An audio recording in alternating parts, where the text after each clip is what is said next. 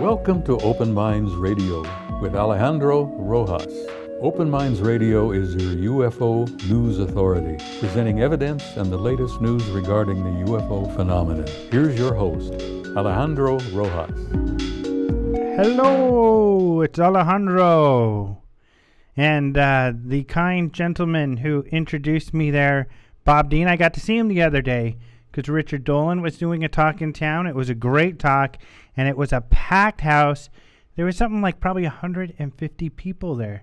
Awesome, and it's at this place called the Advanced Technology Institute or something, which is pretty cool. Great room and everything, so great.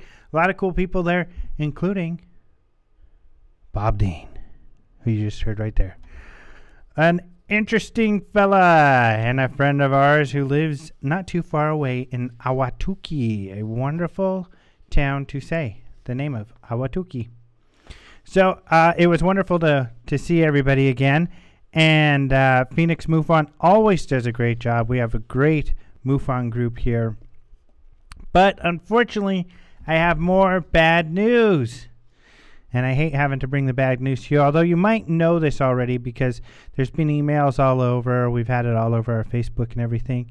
But unfortunately, just yesterday afternoon, Bud Hopkins, the famous alien abduction researcher, passed away. So we have a bio on our website. There's some bios all over the place that you can check out. But our website, we've got one, and we've got links to others. And so you can check out. I noticed there's a lot of people posting YouTube videos that they've had recently. And in fact, we're going to put one together because we found some footage that we have that I don't think anybody's seen before. So we're going to put those up. So I think it's going to be Bud Hopkins month for the next month, remembering all of his work. And he really was a pioneer. He wasn't the first alien abduction researcher, but he was the first to really bring it to the public. As an artist. And at first, he wasn't doing regressions. I mean, he was just doing the investigation and writing about it.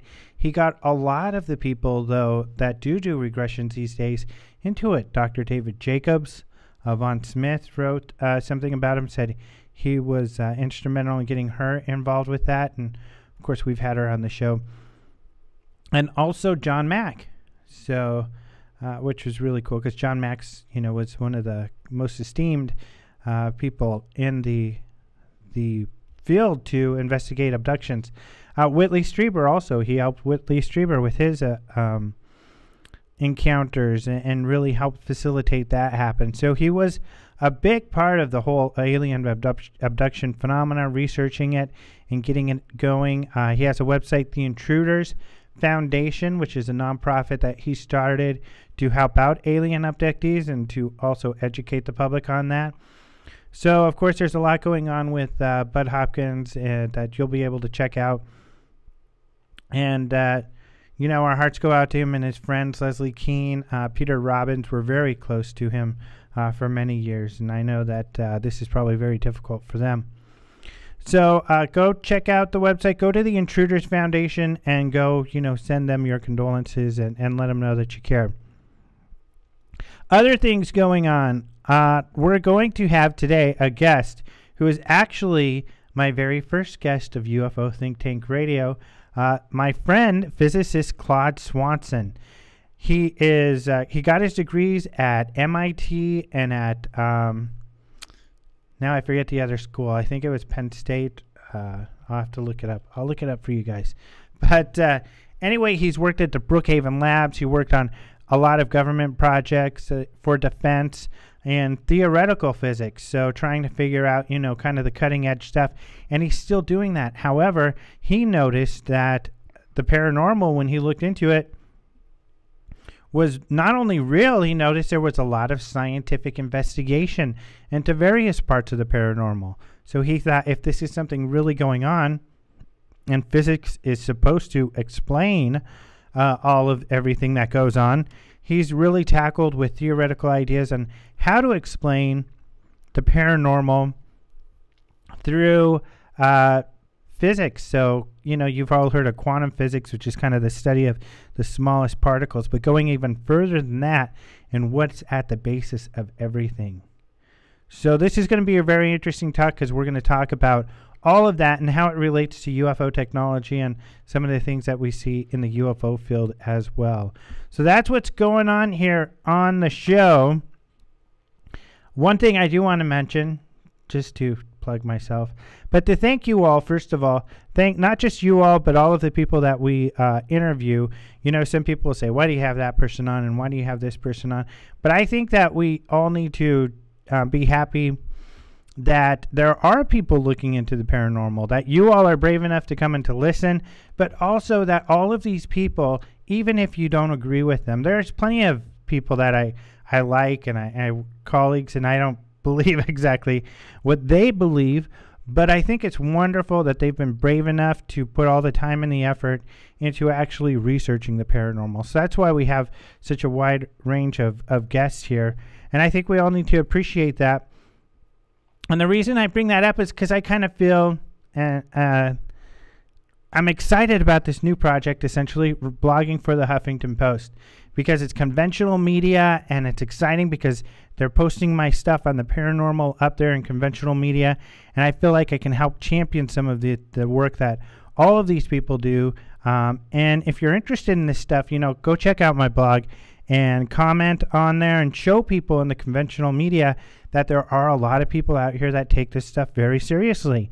And I hope to make arguments up there because the blogs are opinion, and my opinion is that a lot of this stuff should be taken seriously.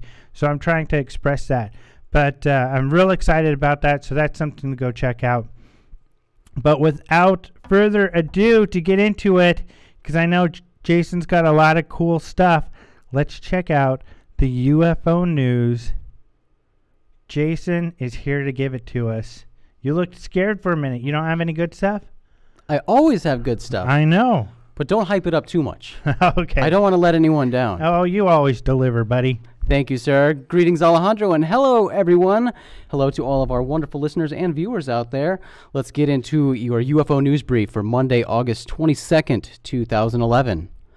Well, researchers at Pennsylvania State University recently proposed a theory that suggests if extraterrestrials detected changes in Earth's atmosphere due to increased greenhouse gas emissions, they might attack humans to protect other civilizations from humanity's destructive actions. The 33-page study, published in the journal Acta Astronautica, is titled, "Would Contact with Extraterrestrials Benefit or Harm Humanity? A Scenario Analysis," and it evaluates the potential risks of a hostile extraterrestrial encounter. Space.com explains the most popular scenario presented in the paper, stating, an extraterrestrial civilization might notice our planet by detecting changes in the spectral signature of Earth, the light radiated by our planet and atmosphere, caused by greenhouse gas emissions, and they might frown upon our behavior. According to the International Business Times, media reports about this new study frightened some of the general public with headlines like, NASA report, aliens may destroy humanity to protect other civilizations, and NASA, aliens may destroy humanity over greenhouse gases. NASA was forced to quickly respond, clarifying that while one of the paper's authors, postdoctoral student Sean Donegal Goldman, works at NASA headquarters, NASA was in no way involved with the study. NASA posted multiple messages on Twitter addressing the issue with statements like, yes, Drudge Report and Guardian News are mistaken about alien report. It's not NASA research.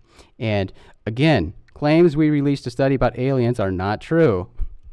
Going even further to clear up the confusion, NASA posted a link to Donegal Goldman's blog where he too addressed the confusion, stating, so here's the thing.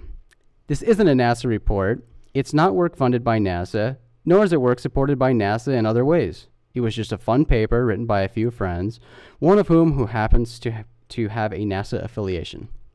Yeah. It's sad they get it wrong because they didn't have to. Even just saying that this is a student or these are students and to write about some of this speculation is still enough of a story. I mean, it's an interesting concept. It certainly is. You know, there are many ways the journalists could have done this. And, you know, if you want to hype it up a bit, you can still mention NASA. But, yeah, you know, you need to clarify that it's a NASA researcher. Mm-hmm. It's not NASA is saying this. And, you know, it's a theory that someone like Stanton Friedman and some of these others, even some of the SETI scientists have been pushing for a while. I remember the conference in Russia, the SETI conference, they were talking about it. And the whole idea about how we are just kind of crazy, we're screwing stuff up on our planet. So they would probably just kind of segregate us, watch us, contain us, and see how things go. But I would think that this isn't something new to them. If there really are a lot of civilizations out there, a ton of them, they've probably ran across other civilizations at the point that we're at, or they once themselves were at this point. So it's nothing too new, although I would see how they would be interested in checking it out, you know. Oh, for sure. The science class, let's go look at a civilization at this point. Let's go look at a civilization at this point. Right. Fly around and take their notes. Those guys are funny. That's what they did on Star Trek. Yeah, They exactly. just flew around and watched people. They didn't, well, they sometimes interfered, but they weren't supposed to. They tried not to, but sometimes, you know, Captain Kirk's, his passion, he would fall so deeply in love with a beautiful alien woman that he just couldn't help himself. Well, that goes without saying. Yeah. I completely What can you understand. do? But Alejandro, you know that this really rubs me the wrong way. I have a strong distaste for this theme of pushing the hostile extraterrestrial concept on people. That is all we hear about lately. All the television shows, all the specials they're putting on, the Science Channel, Yeah. Discovery. It's all about alien attacks. All the movies. But Pushing this negative image and scaring people about extraterrestrial life. But it always comes back to economics. We're a capitalist country. It's all about money. It's just like the news is all about blood and gore. One rule of thumb in the news has always been, if it bleeds, it leads. And sure enough, that's what we see all the time. And so then it translates over to UFOs, over to every subject. Scare people, sharks attack, bears maul, you know, everything, you know. Puppies bite, you know. So it's just all this scare stuff because they feel it makes some money off of it, yep. It just makes money, and that's all they care about. So I'm glad you provided me with a segue to the next story. Cool. And that is, one of the leading U.S. economists says that an alien invasion could fix the troubled economy. There we go. Paul Krugman, New York It Times already is. columnist and Nobel Prize winner, presented this idea on the CNN show GPS, hosted by Fareed Zakira. Krugman stated, "If we discovered the space aliens were planning to attack and we needed a massive buildup to encounter this space alien threat, and inflation and budget deficits took secondary place to that, this slump would be over in 18 months." He credited the idea to an episode of The Twilight Zone, where scientists fake an alien invasion to achieve world peace. But as he explained, this time, we need it in order to get some fiscal stimulus. Mm-hmm. Yeah, like I was saying, it's already happening. All of these alien movies, alien attack movies, are getting lots of viewers, except for Cowboys and Aliens, I guess. Didn't too good, but Paul's doing good on DVD, some of these others, so it's working. It's making some money. Yeah, some of them work. You know, a lot of these movies actually do well, but yeah, like you said, Cowboys and Aliens, and then like Mars Needs Mom. Yeah, was that one didn't of do their too good biggest either, did it? disappointments, and yeah. So. But the Smurfs, they got to be alien. You know, they're little blue guys. I'm going to count them as aliens. I haven't seen too many little blue guys here, so they must be. Yeah. Yeah. But to get back, at least the story about the them trying to contain us or destroying us because we're destroying the planet, I think that's closer, at least to this whole idea I have, that a lot of them are at least indifferent to us. I mean, that they are kind of like we would be with animals. We struggle with, what should we do? Some of these animals are going out of control. Do we need to contain them? You know, same kind of thing. Some may be like, you know, they're kind of pests, so what do we do with this whole thing? As opposed to just, it makes more sense than I think coming and destroying just for the hell of it. Right. But movies don't have to make sense, Alejandro. Yeah, that's true. Yeah.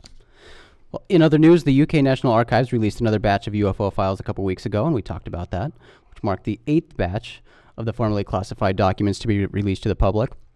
These latest files, like previous released files, indicate the government's lack of interest in investigating UFO sighting reports. At least that was the perception the Ministry of Defense was trying to create.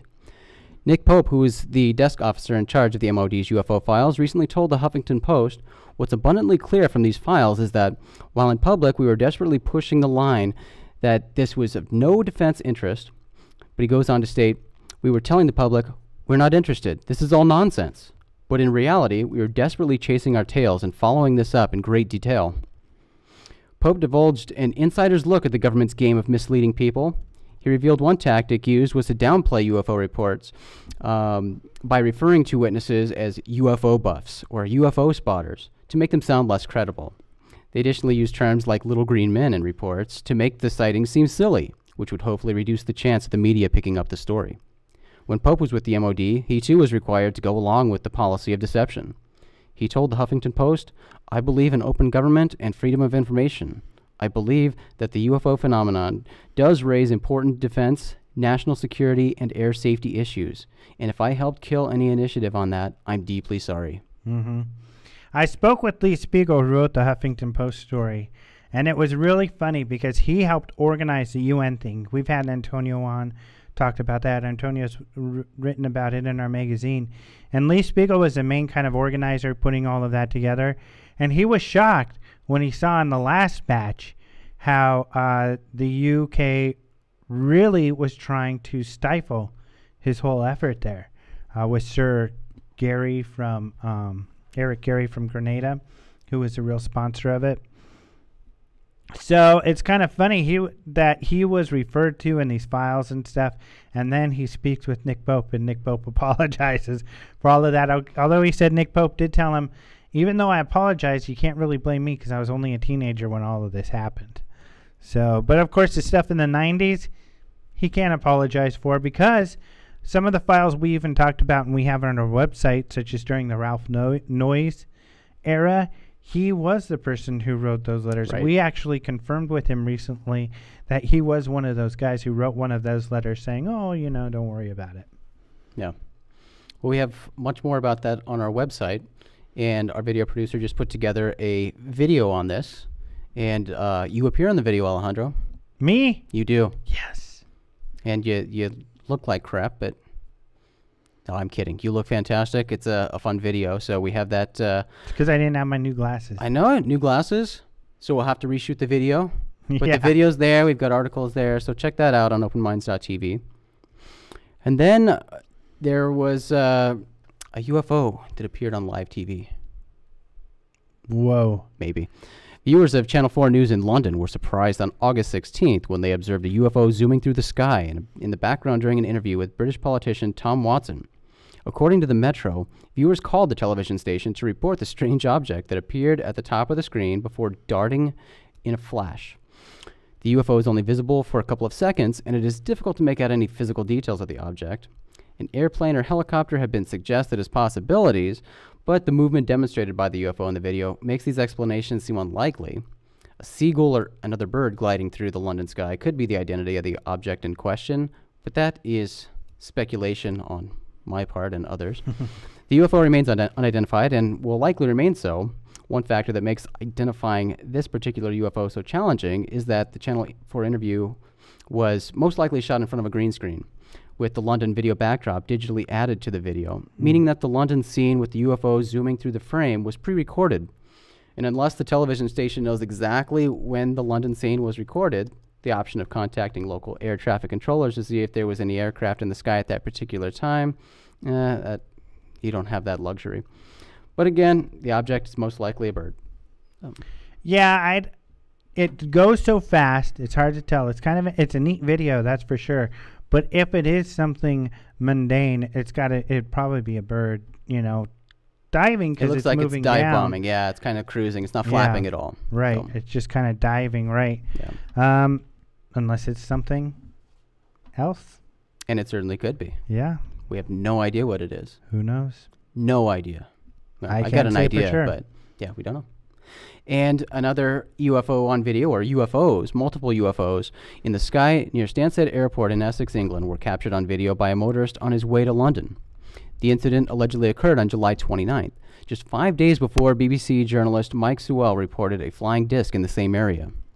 The UFOs in the video are bright orbs with white light that shoot through the sky above the M11 motorway at tremendous speeds. And according to The Sun, former Ministry of Defense UFO researcher and UFO expert Nick Pope said, "Assuming it's genuine, it's one of the most bizarre pieces of UFO footage I've seen in a long time."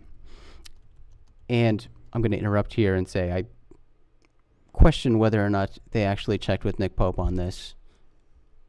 I think they went through their stock Nick Pope quotes, because I'm pretty sure that he said that a couple months ago about a similar video. Or not a similar video, but about a video. Because I know I've seen that quote before from Nick Pope. Mm-hmm. And the sun is sometimes questionable. Oh, yeah. But anyway, while the orbs of light seen in this video can easily be created with video effects software, it doesn't necessarily mean that this particular video is a hoax. But something else that sends up red flags with this video is the audio in the video. Because if you listen to it, if you watch the video and listen with headphones on, you can tell that the audio in the left and right channels are completely different audio tracks. In the left channel, I believe, you hear music, which supposedly is coming from the car's stereo, but you don't hear anything else. It's just music. And in the right track, you hear the people in the car, a man and a woman, freaking out about it. Oh, look. But you don't hear any music. Is there any chance the music was like a music overlay for effect? Or is it definitely attempting to seem like music from the radio? It's certainly not background audio that you'd put in unless you did it really crappily, because it sounds like there's ambient noise. Yeah. And the vocal tracks, there's a lot of, I don't know, it seems like there's a lot of reverb like they're in a room or something, and kind of overacted. So I don't know. It's very suspicious. Yeah, that's very suspicious. You know, those are good points, and you've worked in the music industry, and so that's why the International Business Times quoted you as an expert. It's a quotable opinion. Yeah. Well, Alejandro, that is all the news I have for today. Everyone, remember to check out all these stories we talked about and many, many more at openminds.tv, your source for UFO-related news. I'm Jason McClellan, your UFO news guy, and I have just briefed you. Back to you, Alejandro. Thank you, UFO news dude. Do you like dude or do you like guy? I like guy. I like dude. Correspondent we use often. I guess it depends on your mood and how much I've irritated you throughout the day. And variety is good anyway. Absolutely. Well, continue with the variety, my friend. All right. Thank you very much, dude, guy, correspondent. All right, some of the other stories that we have up here on the site. We did cover one of the more spectacular UK UFO files cases that's in there. Now, this is a case that we've known about for quite some time, and in fact, the witness, Ray Bauer, was a pilot, and in April 23, 2007, he was flying. He kind of flies around these islands, the Channel Islands, which are in the English Channel. I had to add that because us Americans aren't as familiar with the area out there. So he's an island hopper, and actually one time he was flying around on April 23rd, and he saw an object that was above these clouds because there was some low-laying haze. And he at first thought it was maybe a building glinting light through the clouds, and he thought, well, that's not possible because there is not light getting to the ground. So he checked it out in his binoculars, and it was this huge cigar-shaped object, yellow, glowing, with a little band of darkness on the right-hand side. Then he noticed one behind it. At first, he thought maybe it was the size of a 737. Later on, though, thinking about it, and then with the radar information, he deducted that this thing must have been maybe even a mile wide. And that's right, you heard me correctly, radar information, because radars from the ground did pick up this object, and they confirmed that with him while he was in the air, asking the tower what was going on and if they had seen this thing. Well, they told him that the object they were picking up was past the island that he was going to land on. So he was happy about that because he was getting worried because as they got closer, of course, they could see these things were bigger and bigger. But he was able to land before they got to the objects because he didn't really want to fly near them, and he had a cabin full of passengers. But he says the passengers started getting scared, that he can hear them saying, "What is that? Oh my gosh." And when they got to the ground, he asked them, "What did you see?"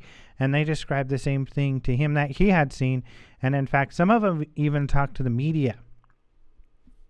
So pretty good case. Then a couple days later, he found out when he talked to the tower that there was another plane that had also seen these UFOs that was up there.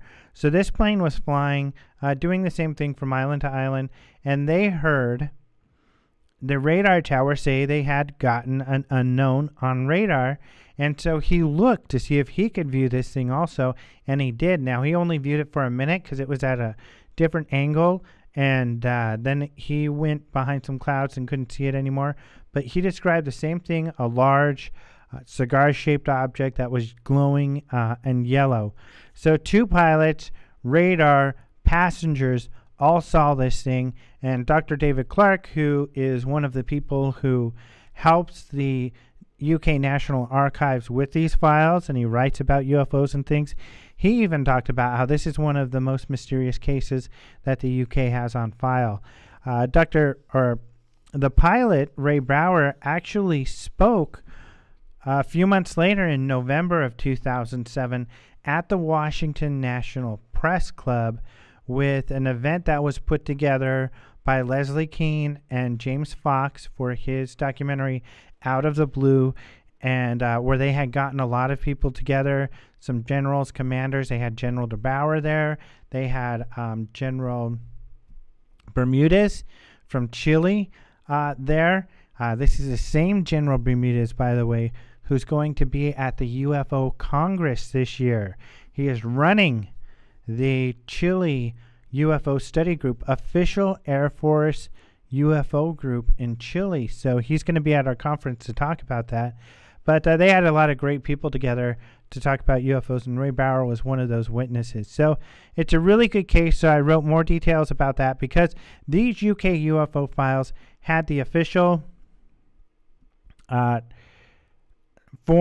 signing forms that were filled out by the witnesses, so you can see their drawings of what they saw and everything, and you can see the official response. And essentially the UK said, well, that wasn't the primary radar, so they might not have actually gotten it on radar.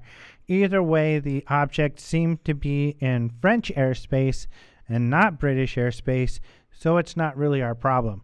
Of course, they didn't say it in those words, but close to it. You can see their exact wording in the file in the articles section. So that was another UK UFO story that we covered.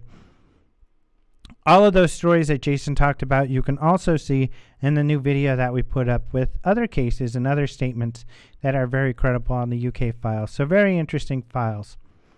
However, let us get to our guest today because this is a great one. We have, like I said before, Dr. Claude Swanson, a physicist, and he is, you know what, let me see if I have here where he got his degrees, because MIT and Princeton, see? Pretty cool stuff. This guy really knows what he's talking about, and I think he's just so terribly interesting, so let's get him on the phone. I am very happy to be talking once again to my good friend, Claude Swanson. Claude, are you on the phone?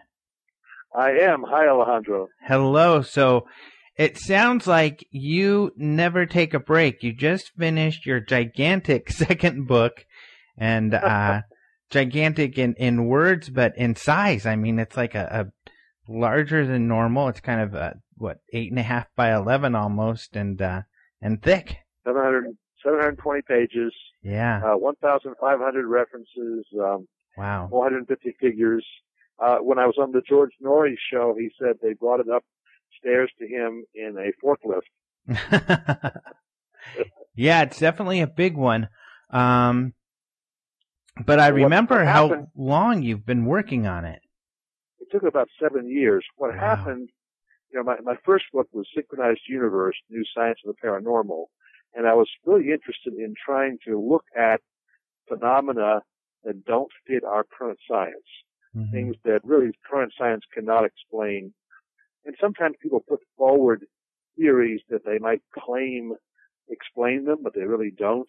So I wanted to look at the real evidence in the first book for out-of-body experiences and remote viewing and ESP and psychokinesis and near-death experiences, levitation, things like that. and first of all say, well, what's the hard evidence? Is it persuasive? These things are real. And I concluded, yes, they are real. And in the last chapter of the book, I proposed the outline of a theory for how we could change our current science to begin to account for those things. And that was the synchronized universe model that gave rise to the book and the website. And really, that leads very naturally to the idea of parallel dimensions, parallel realities, and it explains how things can travel faster than light, how they can pass through walls. All the strange things that you see in the UFO cases are also all in the same category as paranormal phenomena, so the same theory applies to both. So that was pretty cool. And then the second book is trying to go deeper and say, well, what is the force that shows up? What makes it possible for the physics to be different in paranormal cases and UFO cases? And what I concluded there is what the Chinese call qi. It's the life force, and it's been known for thousands of years, but it's not part of Western science. So I pulled together all the hard evidence I could find for how this force behaves, and then tried to develop a theory, at least an outline of a theory, for how we can expand our current science to include qi and include the strange things that you see in energy medicine, energy healing, psychic phenomena, and UFO cases.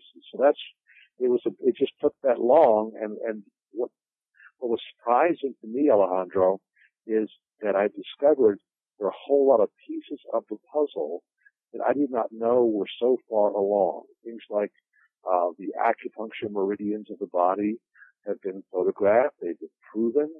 The biophoton work in Germany, a lot of different pieces of the puzzle for a newer understanding of how we live, of what a living being really is.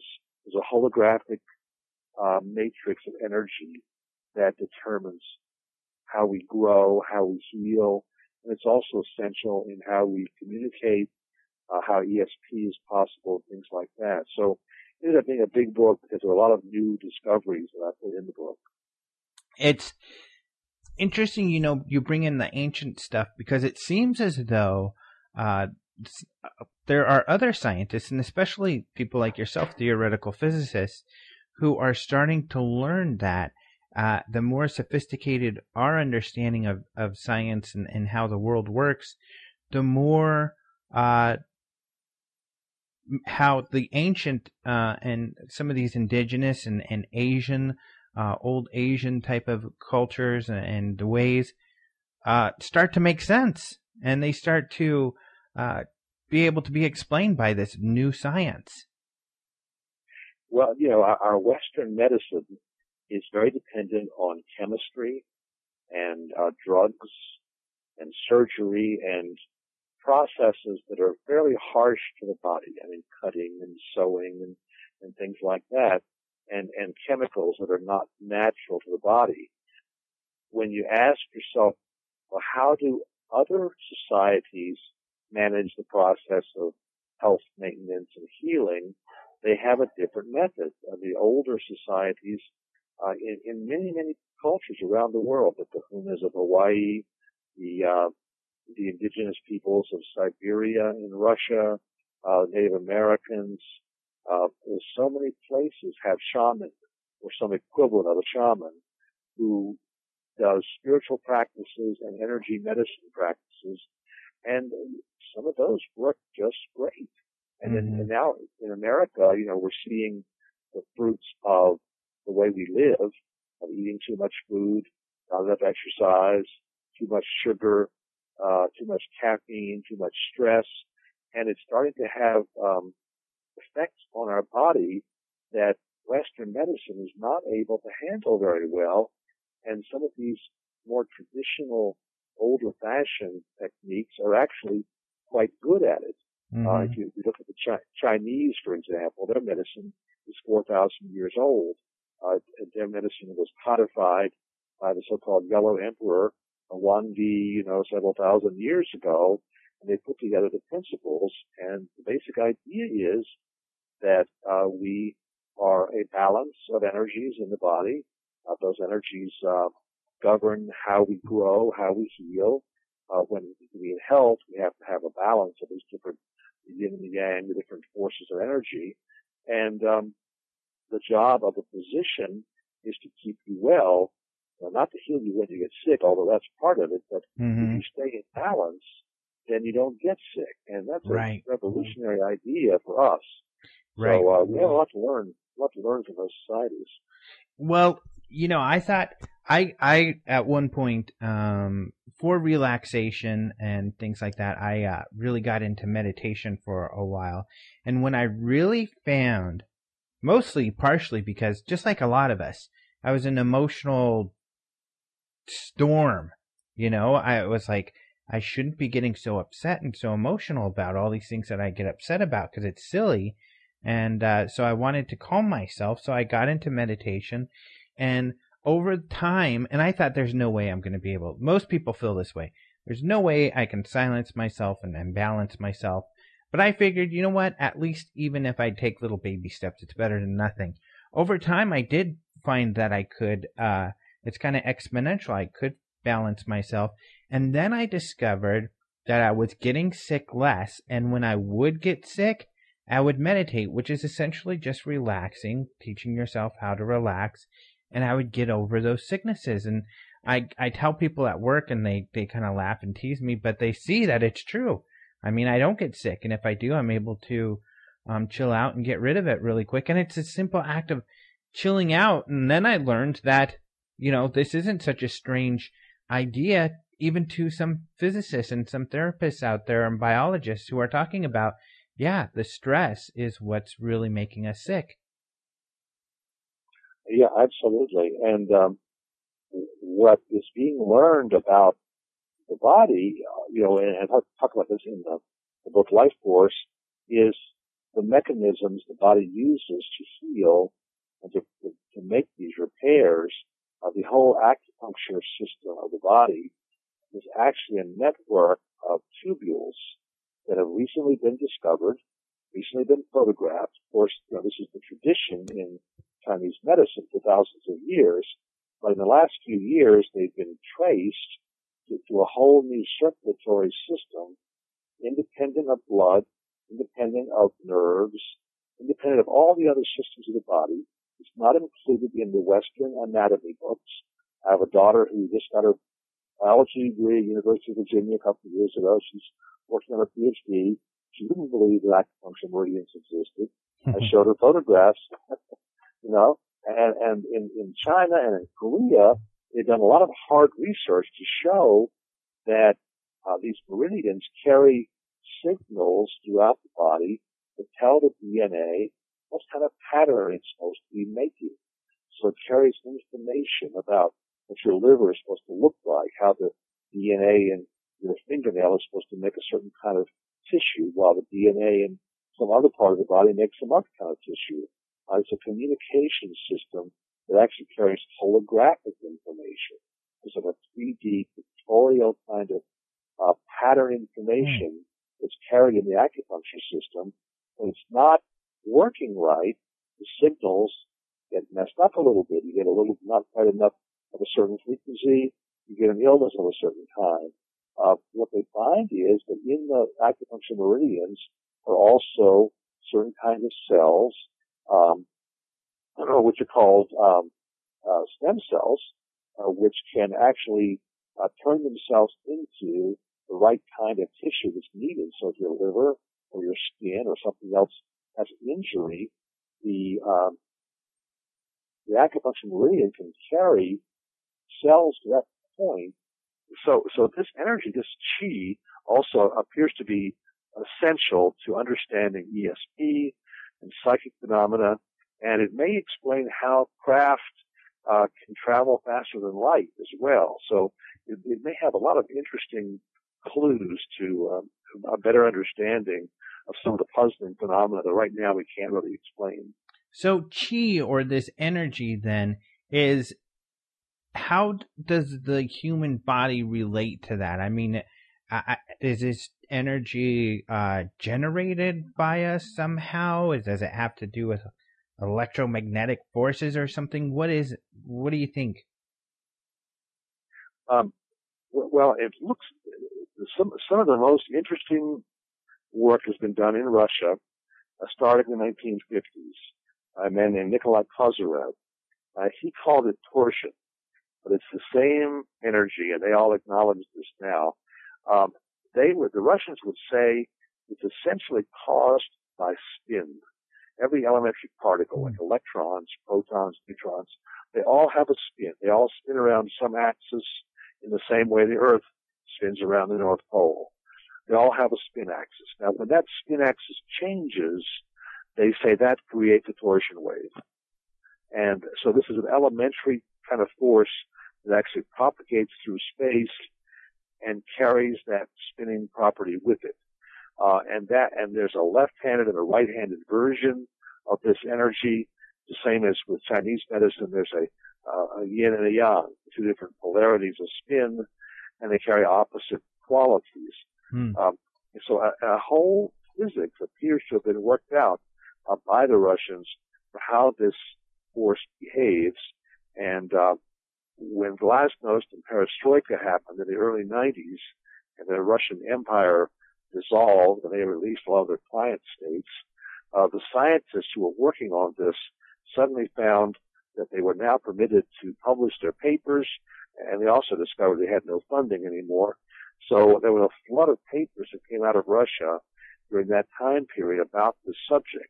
It is the primary bulk of research we have available today in the West to deal with, but it does point to a hard science that seems to underline this force. And how did that science then get lost? Because really, it seems it did get lost because we're not using it today. Well, I think any new science takes time to get accepted. There are always, you can read Thomas Kuhn's, Structure of Scientific Revolution, or you can just look back in history, look at what happened with Galileo, when he discovered gravity and some of the early laws of gravity. There were other groups that had their own opinions. The church followed Aristotle. Aristotle had told them a different set of rules. When Galileo came along, they suppressed it. They didn't want Galileo's new theory. They felt that it was a sacrilege. And they asked him, do you want to publish your theory? And if you do, you get the rack. You get a choice here. And he chose not to take the rack and to recant. And, so it's always been a challenge when new ideas come along. Today, in Western science, we have, millions of people going to school learning the Western standard physics.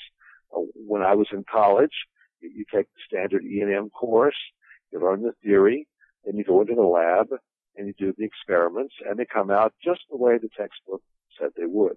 Okay? Well, of course, you're doing the experiments the textbook told you to make. They're not looking at other strange things like spins or things like that, so you don't see anything anomalous. And most physicists believe that that's the whole story. In fact, the torsion force, it's kind of weak. It's much weaker than electromagnetism, and it often is masked by other effects like temperature, so it's a little bit hard to see.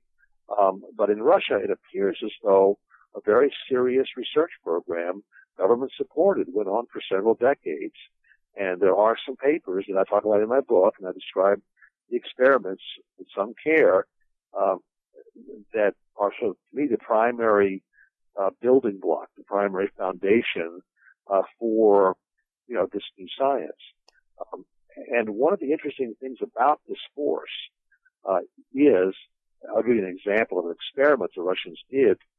They found that a lot of different materials respond to this force,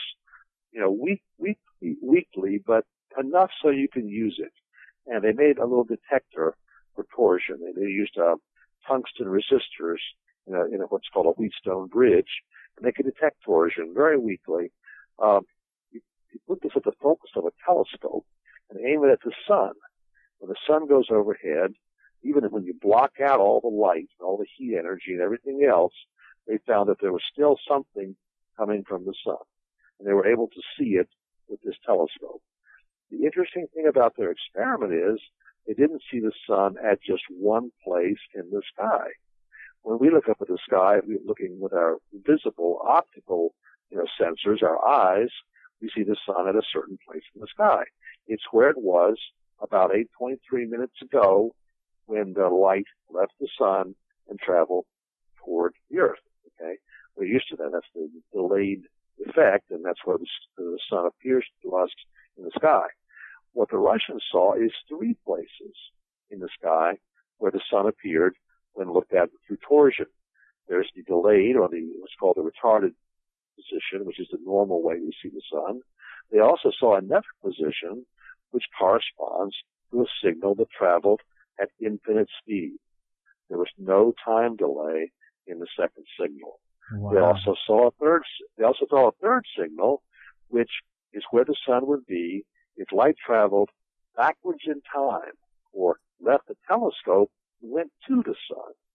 So that's a really strange one. They saw these three spots in the sky. Now, the third spot, I don't quite get you there. Okay. At backward in time. Oh, as if the light. So, in other words, the same distance as the retarded one from the actual, but back in time. Yeah. So the central point is the instantaneous point. Gotcha. Then that the one, the retarded or the normal one, we would say, is on one side of that, and the advanced one is on the other side of that. Gotcha. Wow, that's very strange.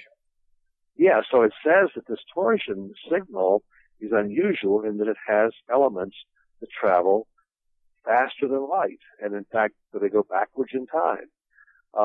So it's a really strange course, but the neat thing is that it fits right in with what people see in psychic phenomena. There are experiments, for example. Well, we'll take remote viewing, for example. In remote viewing, it doesn't matter whether you're trying to see a target that's in the past or in the future or in the present. John McMonagle says his accuracy is 65 to 80% for all three, for past, present, and future targets.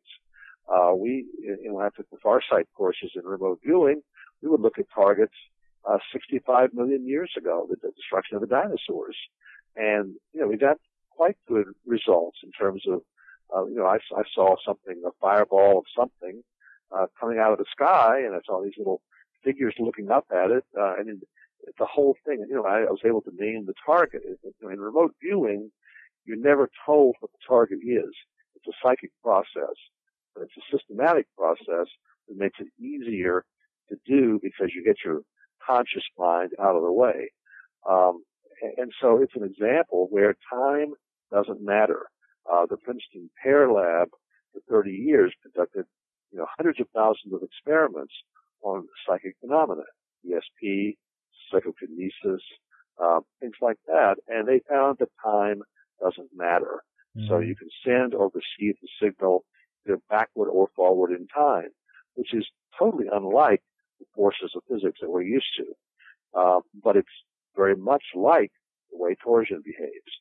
So it may have the answer to what the force is that explains paranormal phenomena. So do you believe that we perhaps have our sixth sense would be a sense of torsion, and somehow we're using torsion to be able to be psychic? Yeah, I think so. I mean, experiments have been done with people, just average people. You put them in a lab, you wire up the brains, the brain waves, the EEG measurement, and you send them a psychic message. Well, first of all, they'll do an experiment like they'll play a tone, like a musical note, and they'll watch how the brain waves respond. Then they'll send a psychic message. Now, the person's in a isolation booth, has no idea that someone's trying to send a psychic message, but the brain waves respond much the same way as when you hear a tone. In other words, the brain waves basically say, I'm getting a signal. Okay? Now, consciously, the person has no idea he's getting a signal, but his brainwaves are showing that at the subconscious level, he received a psychic message. So we probably all have the reception machinery built into us, and what's really the problem for most people is our conscious minds are chattering all the time. We're always, we learn in school left brain processes, memorization, adding, subtracting, things like that, analyzing. The trick is to quiet that part of the mind. That's where meditation comes in. That's where hypnosis can be helpful. When you quiet that chattering mind, then you can start to listen to those messages that the subconscious is receiving. So I think we all have the machinery. Mm-hmm. Wow. And so you talked about how they were able to measure torsion with a device. If torsion, I know with Wilhelm Reich, for instance, he used devices. He believed he could create orgone and what his version of the chi.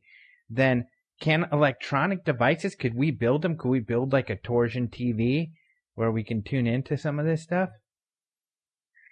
We might. We might be able to. I can't say we can until we do, but, what I describe in the book, I have a couple of chapters on the torsion science and on devices that have been built, which they claim work for communication, for sending signals through waveguides or broadcast through the air, and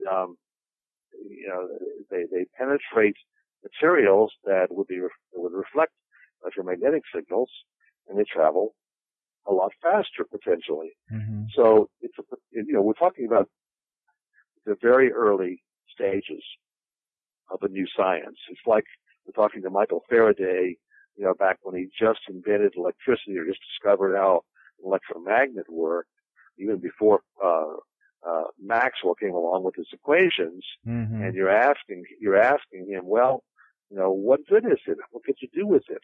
Well, it turns out a member of Parliament did ask Faraday that exact question. What good is electricity? 1850. What good is it? And Faraday's answer was, well, sir, someday you will be able to tax it.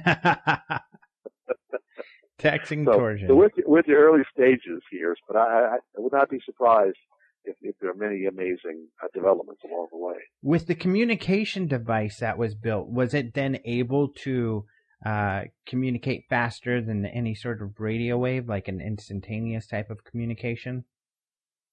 That is what the fragmentary papers and reports that we have from the Russians indicate. Mm-hmm. That yes, it will be able to travel faster than light. There's not a lot of detail on a lot of this stuff, or if there is, it's in Russian and then there's not been translated. So, what we have is the tip of the iceberg, but that's what it looks like. Yeah.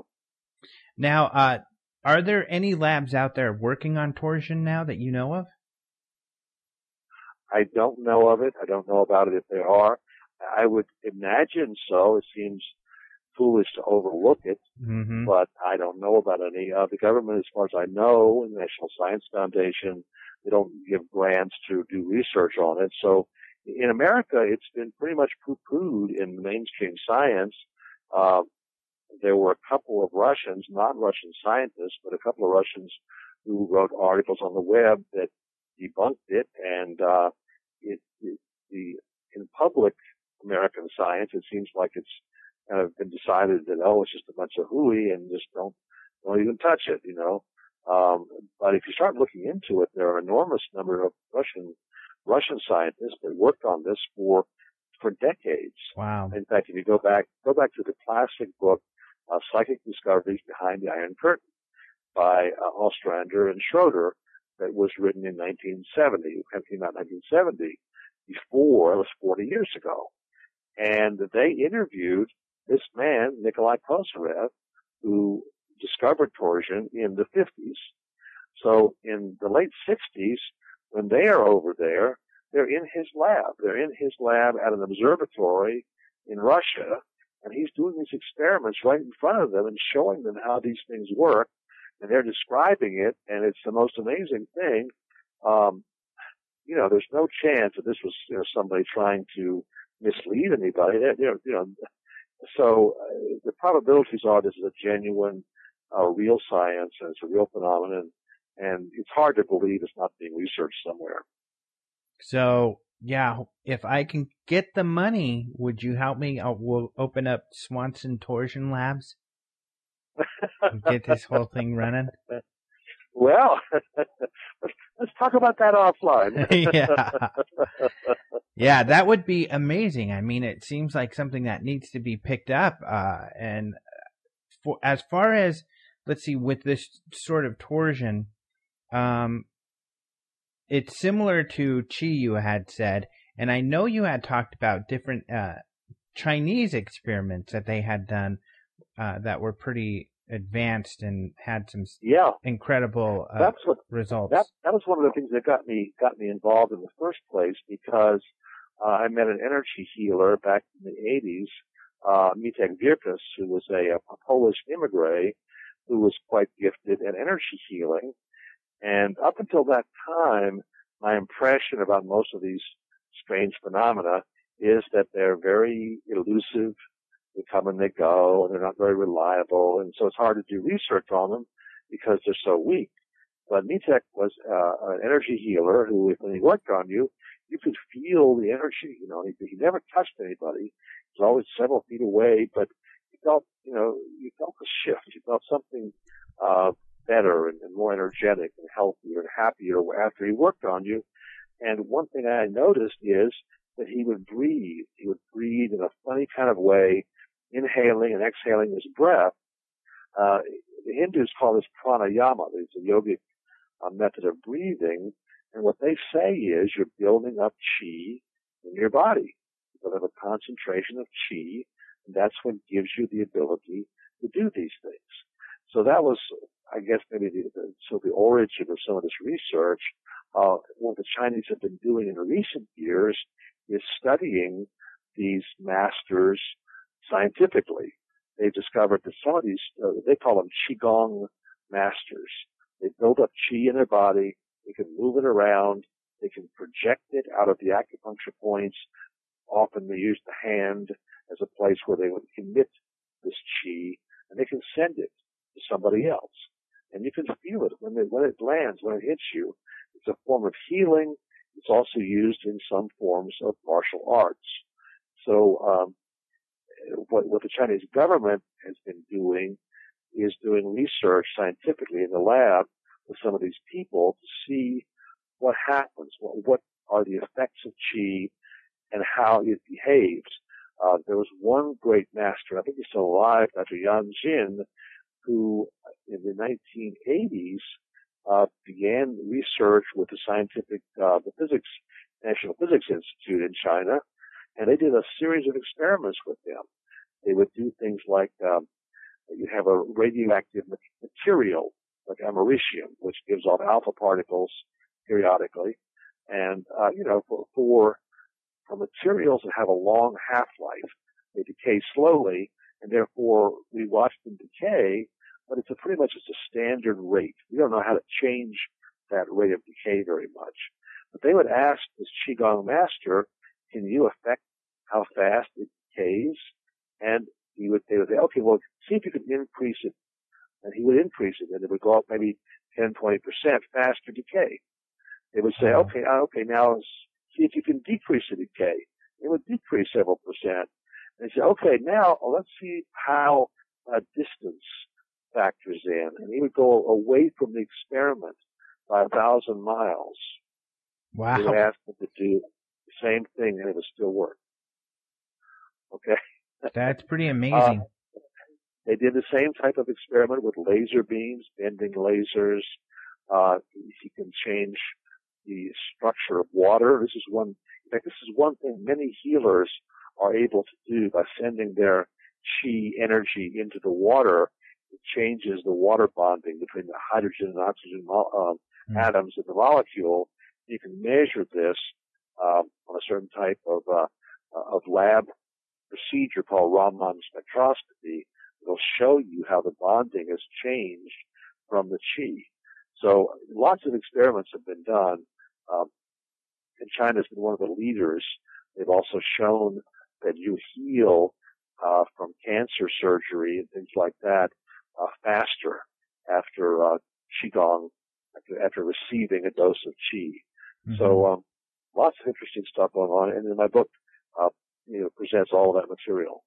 So, would it be accurate to say then, because I know this word is misused a lot, but because you talk about qi or this energy, for lack of a better word, I guess I'll just call it qi, has to do with spin and at a very small level. Would it be accurate then to call it, using kind of a modern vernacular, a quantum type of energy? Well, my suspicion is that it goes below that. It goes beneath that. Our quantum physics is the accepted standard physics. Mm-hmm. And we say there's the uncertainty principle that limits how finely processes can be talked about, how finely you can look at processes. But most quantum phenomena, deals with things on the size of the atom or the size of the nucleus, basically elementary particles that we're familiar with. Those go down as small as 10 to the minus 15 meters. The width of a nucleus is 10 to the minus 15 meters, which is called 1 Fermi. That's kind of the smallest scale of most quantum things that are talked about. But there is a frontier now looking at things at a deeper level. One kind of research has been worked on by Hal Puthoff, Bernie Haish, Alphonse Rueda, and others, where they try to go deeper. They say, well, why does quantum physics work the way it does? Is there some mechanism at a deeper level? And that's what Einstein always believed. That was the problem he had with Bohr and all the quantum debate. He thought quantum physics is okay, but it's only an approximation. There's something at a deeper level. Well, what these people have presented is, if you assume that the vacuum is filled with energy, with lots of photons and other things floating around, that a particle that we say is just in a quantum state, it's just sitting there, sitting still, not doing anything. We say it's in a stable energy state. And that would be most things, like an atom sitting in space, a hydrogen atom, for example, sits in space. In a quantum picture, it's not doing anything. It's in a stable quantum state, and we just say it's in an eigenstate. You don't have to worry about it. And that's what you learn in school. But in the picture that these other gentlemen have developed, it's a dynamic system. It's radiating energy out into space all the time. It's being hit by the energy in the vacuum, which is exciting it and causing it to bounce around. That's where the uncertainty principle comes from. So it's an interplay between energy coming in and energy going out. So it's a deeper, more detailed description. And that's where this torsion picture seems to fit. Mm-hmm. Torsion appears to be maybe the finest scale energy in the vacuum. It may even sort of define the fabric of space-time. So that's subquantum. It's subquantum, exactly. And so if you want to do things that go beyond our current physics, you have to go there, basically. Mm-hmm. Right now, we think that Einstein's equations tell us about space and time. But suppose this other force, this chi force, is able to change space and time. Suppose you can distort, you can speed up or slow down time. Suppose you can stretch things in ways our current physics can't. This chi force may hold the answer to how to do that. So that's the exciting thing for me, because some of these experiments that you look at, these Qigong masters, I mean, they defy current physics. Mm-hmm. So you're not going to be able to explain them by sticking with current physics. It's exciting, too, because there's so many disciplines that are talking about different parts. So, for example, you're talking about healing and the ways to heal, and this Qi being able to balance at a subquantum level your atoms and your cells. there's a gentleman, and I know you know of him and his work, and his name is kind of Bob Plimpton or Pilkington, or he's a biologist who talks about, and he makes it so you can understand because he was a teacher of biology, how cells respond better to other types of energy than chemicals, which is what we deal with them with. And which for him allows this idea of also the healing and the energy healing, and light healing, the things like people do, putting lights on cells and things like that. Do you know who I'm talking about? Plimpton? Is that his name? I don't know. The name sounds familiar, but I don't recognize him. But sort of that type of thing is being demonstrated over and over again now at the frontiers of medicine and in alternative medicine. A lot of healing going on with lights and certain frequencies.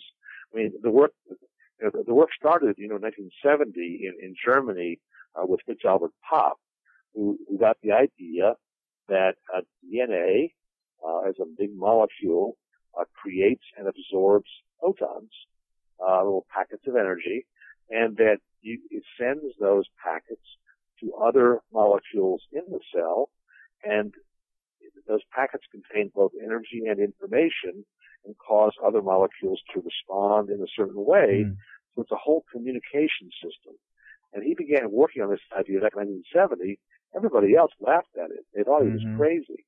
Now 30, 40 years later, it's a huge body of work the German groups have amassed to show it's not crazy. It's actually the way the living systems work. Yeah, I saw it.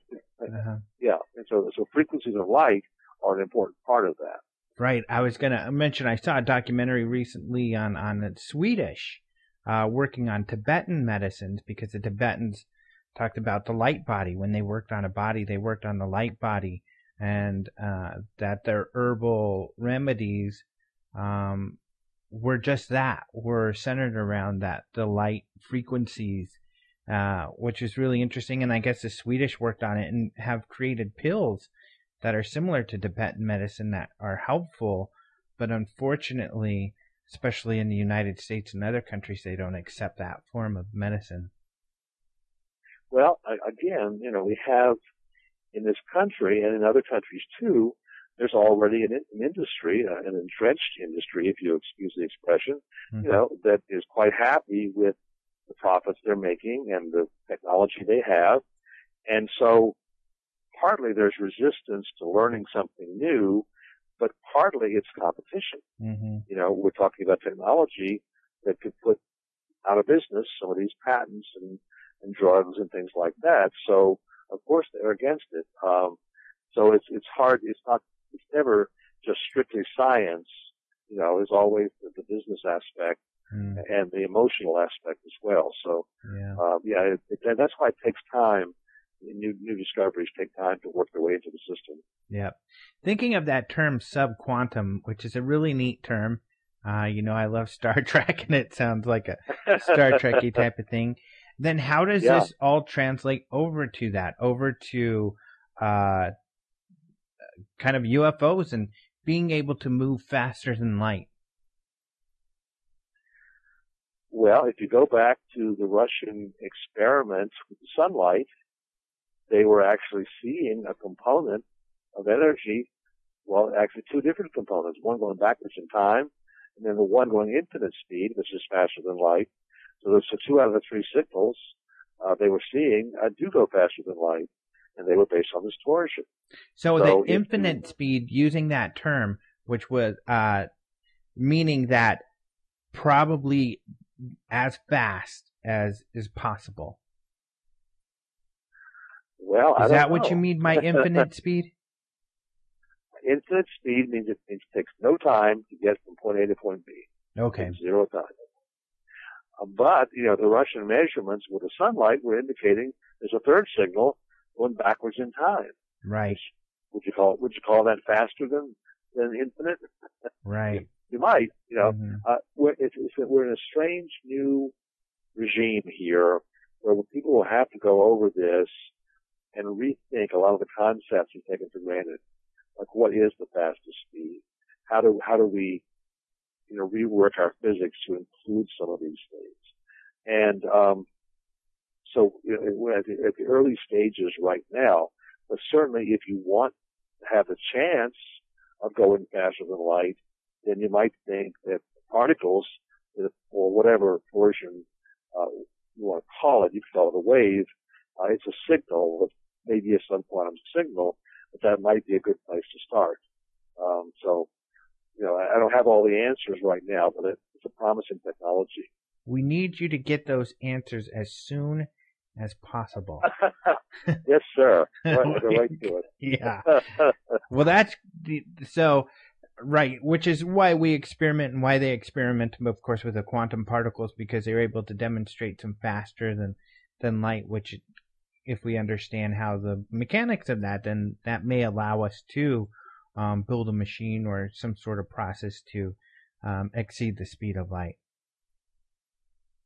One of the things that some of the Russian torsion scientists claim to have done is to use torsion generators to change the rate of time. It's like a primitive version of a time machine. I mean, not really, in the sense that you're not jumping to different times, but you're speeding up or slowing down time. These two different components of torsion, the right-handed and left-handed torsion, appear to have opposite effects on the rate of time. So you can fill a volume of space with one or the other form of torsion, and you can speed up or slow down time. And there have been several papers about that. Put a watch or a clock in the middle of the space, an identical clock outside, and then let them run for a while and then see where they are. And the one inside may run slower or faster, depending on the kind of torsion you're filling the space with. Mm-hmm. So that's a pretty interesting experiment that might have applications. Yeah, that would help you with your book. You would be able to slow down time to where it feels like a long period had passed, and you can finish your book in a day. I could really use that. That would be very useful. That's what I would do, write 10 stories in a day. Sometimes it seems to work the other way, Yeah. But yeah, it sounds good.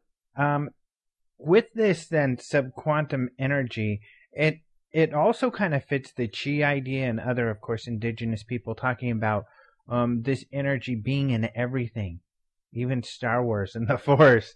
But which then would have there been experiments with actually trying to? You said they were affecting that radioactive material. But what about moving things? What about, what is that, telekinesis? Yeah.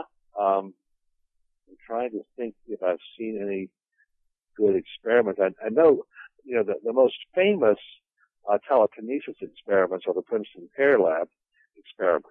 Mm-hmm. And they are on a much smaller scale, not as spectacular as Obi-Wan Kenobi, knocking over, some robot or something. Mm-hmm. In the Princeton Pear Lab, they have little quantum devices, basically called random event generators. And they use quantum noise from electrons to create a stream of ones and zeros that are random. They're equivalent to flipping a coin very fast and counting your heads and your tails, keeping track of them. And on the average, you'll get a balance, equal numbers of heads and tails. But if you ask someone to make it go high, to get more heads and tails or more ones and zeros, the Princeton Pear Lab found that virtually anybody was able to do it. And of course, some people are better than others. But what's remarkable is that it doesn't matter how far away you go. If you put these people 1,000 miles from the little random event generator, and they were just as good at making it go high or low when requested. So that's a really simple form of telekinesis, not very impressive maybe because you have to process it by computer, but you get very high statistical accuracy. And, to convince scientists, what you're really looking at is simpleton noise and odds against chance. Because a skeptical scientist would say, okay, yeah, you got it to go the way you wanted it to that time, but can you do it again? And that's where they come in. And that's a very reasonable question. what the Princeton Pear Lab found was, yes, to do it again and again and again, and the odds against chance, the odds that these are real effects and not due to random fluctuations, because now the Pear Lab has done so much data, we're talking about odds against chance of trillions to one, that this is a real effect, not a chance effect. So it's overwhelming that they've demonstrated that PK exists. Now, some of the Chinese masters, other people who study this stuff their whole lives, develop amazing abilities. If you read the wonderful book by the Indian yogi, Yogananda, who talks about growing up as a yogi and the things he witnessed, there's some amazing things in there. The Chinese have been researching some of their masters. They did a search in the 1980s to find some of the people who were most able to create paranormal phenomena. I talk about that in Volume 1. And, there were, one of the people was named Zhang Baozheng, who was famous for teleportation. VIP visitors would come to their site, and he would cause a 100-pound sack of sugar to teleport through a wall. Wow. And people could just sit there and watch it. And then other experiments they would do with a radio transmitter. We would teleport it from one place to another. They were doing experiments on this stuff in the 70s and 80s, and there are a number of reports from VIP visitors who were treated to shows where they would show some of these people. And so I describe some of those in my book, and Paul Dong, who's a Qigong master, has written several books about some of those experiments. So if you look hard and find really able people, you do find them. I'll give you one example. There's a professor in the University of California system who's been doing research on this stuff. He took a course in Qigong from a very powerful master. One day the class was coming out of their lesson onto the sidewalk in Los Angeles, and a woman in the class had her purse snatched by some guy who began running down the street, crowded sidewalk. Then the master came out and saw what happened. And of course, people in the class were all yelling at him, that guy stole her purse. The guy's 40 feet away and running fast as he can. The master looks up and holds out his hand. Just like in Star Wars, holds out his hand and the guy falls down. He falls down and he cannot get up. The class saunters over to him and they pick up the purse, and the master says to this man, "Don't do that again." Wow. And I heard this from one of the people in the class, who was a professor in the University of California system, very high integrity, well-known scientist. So, these things do happen if you find individuals who are sufficiently well trained. This is the kind of thing that I think is so exciting, and unfortunately, I don't think it's really made it into the mainstream, because what you're talking about are these subtle energies that theoretical physicists, more than just yourself, are starting to open up to, and because they're starting to see that there are these things going on, and there have to be other mechanics behind it that we don't understand yet. And we're seeing all these crazy things happen in quantum physics. So like you said, these ideas about these subquantum type of energies, and all of this opens up these incredible possibilities that this amazing story you just described could possibly be explained by science if we just understood those subtle energies involved. Well, that's why my second book, Life Force, The Scientific Basis, is so big, because I have a lot of the experiments in there. I got the graphs, I got the references and everything else. So a scientist could go through that and learn about these experiments. Same way with the first book, Synchronized Universe, I try to put in the data. What's the evidence for these phenomena? Because most Western physicists never hear about these experiments. Mm-hmm. They don't know this stuff exists. A lot of them have even been kind of brainwashed to not be interested. They've been told, oh, it's a bunch of hogwash, it's just a bunch of, and so they don't even look open-mindedly or in a serious way to find what the evidence is. So I try to put my books together in a way to, if someone does have the courage to open them and read, they'll see, my God, there's evidence that these things actually happen. Here's how it behaves. And then they'll say, well, hey, we need a better theory. We need a theory for this. And that's what's needed right now is, I belong to an organization called ISSEEM, ISSEEM, which is a subtle energy, organization that looks into science of subtle energy. They, on 3 different years, they paid money to some of the top string theorists, people, like, Brian Greene, Michio Kaku, to come and talk. What they found is that these people know very little about subtle energy. They don't read the journal articles about subtle energy or Qi or Qigong. So they don't have access to the evidence.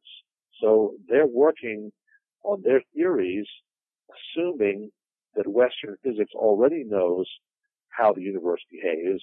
We just have to make a little bit better mathematical theory for it. And the idea there's a whole other force that's been left out of Western physics hasn't occurred to them. But I mean, on a positive note too, talking about that ISSEEM organization, it seems like there's a lot of them in Boulder. What's up with Boulder? That's where I went to university, actually. But, cause it's just an advanced place, I guess. But I mean, there's the Life and Mind Institute, out there, which is, I know they've gotten really involved with, the Dalai Lama, and it's a bunch of scientists, quantum physicists, starting to see similarities, and also, an organization you belong to, the Society for Scientific Exploration, and they're a bunch of scientists. I know they're somewhat skeptical about UFOs, although they talk about it, but, they're very open to some of these consciousness type of ideas, aren't they? They are. A lot of these are university professors. People like Robert John at Princeton, who ran the Paralab experiments, one of the founders of that organization. And yeah, the reason they created the SSE is because they get resistance when they try to publish their papers in the mainstream physics journals. Those journals just say, oh, we don't publish that kind of stuff. We don't want to know about that, and we don't believe in it or whatever. And so they needed a place where people can exchange information and talk about this. And the SSE is one of those wonderful organizations which is open-minded, has real scientists with good, rigorous training in many cases, and yet they're open-minded to these controversial issues. And UFOs was one of the topics covered in all the national meetings of the SSE a couple of years ago. So, yeah, it's very refreshing that at least they provide a forum. And I think Peter Sturrock started it, right? And he was an astronomer who was very into UFOs, and that was the main impetus, I think, to create something. Exactly. Yep. So are you then hopeful that that you putting out your books about this and some of these other scientists are getting involved?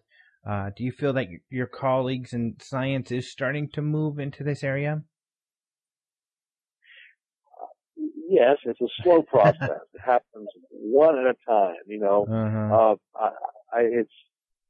I meet people every day who love my books. They're very grateful for them, including scientists. But the numbers compared to the number of people who you would reach from a national television show like Nova, it's a tiny fraction. Mm-hmm. So it's a slow process because the main media still doesn't seem willing to carry these messages. So it's still basically we are teaching a course now at the California Institute for Human Science, small college in Encinitas, California, that's taking my book as a textbook. So energy medicine and these new discoveries I think they're growing, and the more, I think as Western medicine becomes too expensive, and as a lot of people just realize they can't afford it, or it's not doing a good job, and energy healers can do things that a doctor with a pill, can't do, then that opens up people's minds. They start saying, well, I have a friend who's an energy healer out in Missouri, and he works on people at thousands of miles away, and they can feel the energy, they feel the benefit from it. But then the next question is, how does that work? How could that possibly happen? How can you explain it? And that's where it's good to have a book like mine, and that's where the science starts to open up. But I think it's a slow process. Yeah, Bruce Lipton, that's the guy who I was thinking of, The Biology of Belief, where he talked about that healing. Absolutely. But I can see the PR problem, though, too, is that it's very technical and it's very difficult. There's not very many scientists. Michio Kaku's one who's good at translating to the layman these complicated scientific ideas. But I think it's so interesting that hopefully if there's any documentary makers out there listening, I think this is definitely something to tackle, because it's worth it. It's demonstrating that there is this slow movement to this, and the benefits are incredible, because if extraterrestrials, civilizations, advanced civilizations out there have mastered these subtle energies, then it demonstrates how they can do things to us that would seem impossible. There's a famous scientist, a Chinese scientist, I'm not sure I can pronounce his name properly. He immigrated from the U.S. back into mainland China back in the 80s. It was a front page story in Newsweek and Time. He was famous in the U.S. He was one of the founders of Jet Propulsion Laboratory. He went to China and became instrumental in leading their rocketry and space program. He's one of the most distinguished scientists in China, and Aviation Week in Space Technology has lauded what a great scientist he is. He looked at and on my website I have the reference to this quote. He looked at this data and these experiments I was mentioning earlier from Dr. Yan Jin, where he changed radioactivity and radioactive decay rates and bending laser beams and things like that with Qi. And basically he says, yes, this is real, and it's a genuine breakthrough. It's a revolution. It's a whole new area of physics. This is a frontier that has been opened up with this force and these new experiments. And so it's an exciting time for people who catch on that this stuff is happening. So I think inevitably it's going to gain interest as time goes on. Yeah, very exciting. And your website is synchronizeduniverse.com. That's where they can get your books and everything. And read, you've got a lot of material up there for people to look at and experiment. And you're working on a third book. Well, yeah, Alejandro, if you can't spell synchronized, because we Americans spell it with a Z, while the English, I think, use an S. Right. So all you have to do is put my name, Claude Swanson, into Google, and the website pops up, near the top of the list. Yeah. So that's an easy way to find the website. That's the way people do it these days anyway. I know a lot of people, they don't even have the URL bar because they just Google it. So Claude Swanson, Google Claude Swanson. Yeah. Yep. Exactly. All right, great. Thank you so much. You also have some lectures that you do around and other radio shows, and they can get all of that information. But I've had the pleasure of knowing you for quite some time, and got to spend I knew you before you moved, knew of you, I should say, before you moved to Colorado. So it was great to get to know you when you did move out to Colorado, and it's always great to talk to you. So thank you so much for joining the radio show. Thank you, Alejandro. Talk to you soon. All right, talk to you soon. Always wonderful to talk to Claude Swanson. Next week, because we only got a few seconds, we've got Lee Spiegel from the Huffington Post. The guy who's been writing about UFOs and stuff, cool guy. He's the one who helped me get my blog over there. So I'm very excited to talk to him. So join us next week. Talk to you later, people.